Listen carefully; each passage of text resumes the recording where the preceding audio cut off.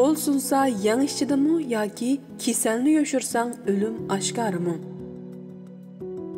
Xalqimizning uzun tarixga ega bo'lgan maqollaridan qo'l sunsa yang ichida degan maqolda asosiy bir inson, bir oila, bir guruhga yoki bir millatning ojizligi, kamchiligi, sajchiligi yoki chavisini sirtqa yoymay, amal bar o'z ichida hal qilish tashabbus qilingan. Kasalni yoshirsang o'lim oshkora degan maqolda masala ziddiyat, ixtilof ko'rilganda yoki krizis yuz berganda uni yoshirmay, uningga yuzlanish va uni hal qilishga chora izlashning muhimligi. Agar undaq bo'lmaganda, ko'rilgan masala ziddiyat, ixtilof yoki yuz bergan krizis tadrijiy ig'irlashib, oxirida texmi cho'ng ziyonlarning kelib chiqish mumkinligi tashabbus qilingan.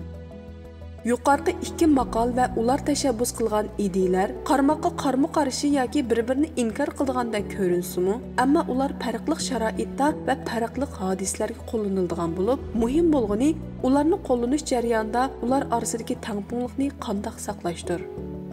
Agar biz qo'l sunsa yang ichida deganni ziyoda tashabbus qilib, ba'zi masala, ziddiyat va ixtiloflarni yoshirsak, uning bilan yuzlashmasak, u masala, ziddiyat yoki cho'ng ixtiloflar o'zligidan hal bo'lmasligi, aksincha ular tadrijiy ig'irlashib, oxirida texmi cho'ng ziyonlar kelib chiqishi va bizni mag'lubiyatga boshlab berishi mumkin.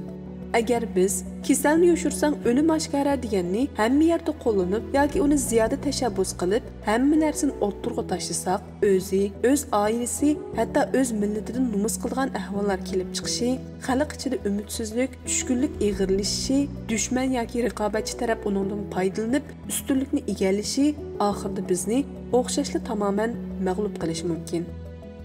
Agar biz nazar doiramizni Uyg'ur jamiyatidan ayirib, butun dunyoning hozirgi ahvoliga nazar solsak, taraqqiy qilmagan yoki taraqqiy qilayotgan ojiz, o'ziga ishonchisi yo'q, mustabid yoki diktator sharq davlatlarida asosan qo'l sunsa yang ichida idisi bilan davlat boshqarib, yuzobro'y va o'z manfaatini eng yuqori darajada qo'g'dash uchun salbiy tarafdan yushirish, ijobiy tarafdan ko'ptirish yo'lini tutgan bo'lsa, taraqqiy qilgan, boy, o'ziga ishonchisi bor demokratik g'arb davlatlarida kasalni yoshirsak o'lim oshkora ideyasi bilan davlat boshqarib, masala bayqalganda uni yoshirishning o'rniga uni vaqtida o'ttirg'a tashlab, xalqning nazorat qilish va fikr bayon qilish kuchiga tayinib, ko'rilgan masalani vaqtida hal qilish yo'lini tutishdan iborat ikki xil cho'ng farqni bayqaymiz. Sistema jihatda demokratlashgan va g'arb davlati hisoblangan Shimoliy Amerika va Yevropa davlatlaridagi media, axborot yoki nashriyotlar nisbatan erkin bo'lib, ular jamiyatda mavjud har xil xatoliklar yoki noto'g'ri hodislarni o'ttirg'a qo'yib, ularni kuchli tanqid qila oladiganligi.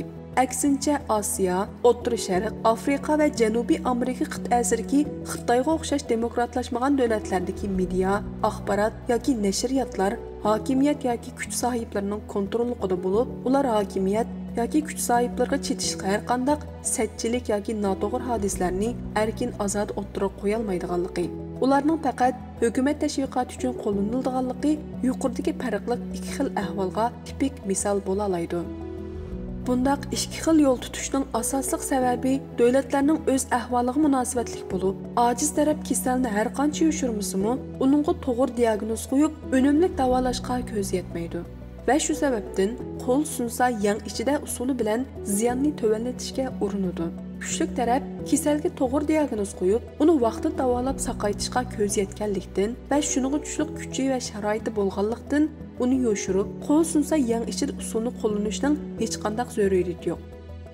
Yig'inchoqlab aytganda, har ikki taraf o'zlarining amaliy ahvolidan chiqish qilib, o'zlariga eng foydali deb qaragan usulni asos qilib qo'llangan bo'ladi. Albatta, bundaq deganlik taraqqiy qilmagan yoki taraqqiy qilayotgan ojiz, o'ziga ishonchisi yo'q, mustabid yoki diktator sharq davlatlarida hamma sajchilikni yoshirdi, hech bir masala o'tirg'a chiqmaydi, taraqqiy qilgan boy, o'ziga ishonchisi bor, demokratik g'arb davlatlarida hammani oshkora qildi, hech qanday narsani yoshirmaydi, hamma sajchilikni o'tirg'a tashlaydi deganlik emas. Yuqorqi ikki xil cho'ng ahvol nisbiy bo'lib, har qanday davlatda shaxslar xususiy manfaatini, shirkatlar shirkat manfaatini, tashkilotlar tashkilot manfaatini, siyosiy partiya va hokimiyat ustidagi kuchlar o'z partiya yoki hokimiyat manfaatini chiqish qilib, yuz bergan ziddiyat yoki krizislarni yoshirib qola olgancha yoshirdi. Oshkorlashga tegishligini o'tirg'a tashlab, muzokara va munozir qiladi. Hech bir shaxs, shirkat, tashkilot, partiya yoki hokimiyat ustidagi kuchlar o'z manfaatidan voz kechib tamoman kasalni yoshirsang o'lim oshkora ideyasi bilan hamma satchilikni o'ttirg'a tashlamaydi. Yoki dushman yoki qarshi kuchlarning foydalanib ketishidan saqlanish uchun u satchiliklarni oshkor qilish doirasini o'z ichida kontrol qilib, dushman kuchlarga o'yin qo'yib bermaydi. Undaqda bizning xalq taraqqiy qilmagan yoki taraqqiy qilayotgan ojiz, o'ziga ishonchisi yo'q, mustabid yoki diktator sharq davlatlar kategoriyasiga kiramdi yoki taraqqiy qilgan boy, o'ziga ishonchisi bor demokratik g'arb davlatlari kategoriyasiga kiramdi.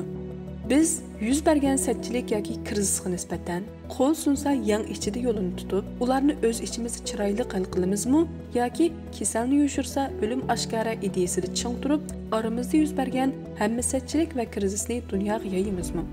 Kasalni yoshirmay o'ttirg'a tashlasak, unga to'g'ri diagnoz qo'yib, uni saqayta oladigan kuchimiz va sharoitimiz bormi? Albatta, hammamizning taraqqiy qilgan boy, o'ziga ishonchisi bor, demokratik kuchli bir davlat qurish orzuyimiz bor. Ammo bu faqat bir orzu.